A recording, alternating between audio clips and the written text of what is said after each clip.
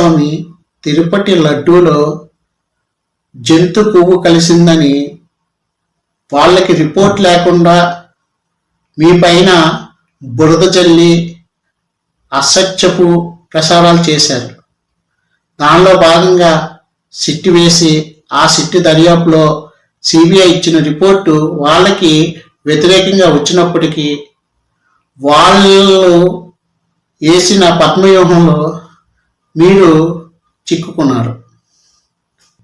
ప్రజల్ని తిరుపతి లడ్డూలో జంతు కొవ్వు కలవలేదన్న విషయం నుంచి డైవర్ట్ చేయడానికే వాళ్ళు ఒక పద్ధతి ప్రకారం ప్రణాళికను వేసుకొని మిమ్మల్ని రెచ్చగొట్టే విధంగా కొన్ని ఫ్లెక్సీలు బ్యానర్స్తో వాళ్ళు వచ్చారు.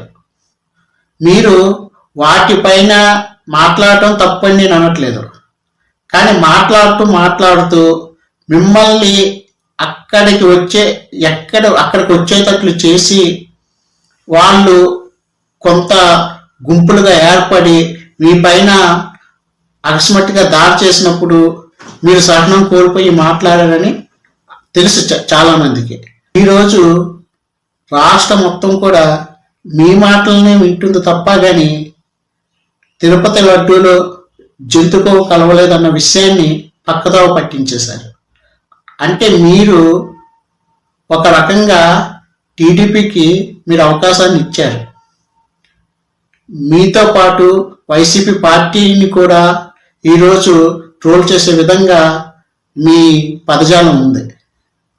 చంద్రబాబు నాయుడు గారు చాణక్యుడని ఎందుకంటారు అంటే ఆయన పరిపాలనలోనో లేకపోతే డెవలప్మెంట్లోనో కాదు, ఇటువంటి రాజకీయాలు చేయడంలో ఆయన చాణక్యుడి కోసం మనకు తెలుసు.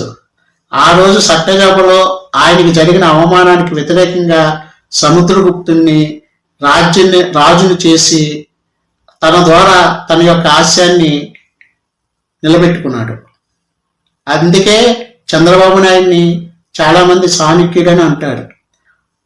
అటువంటి వ్యక్తి ఆడిన రాజకీయాల్లో మీరు కూడా ఆచిచూచి అడుగులు వేసి ఉండవలసింది. ఆవేశంతో మీ పైన దాడి జరిగిందని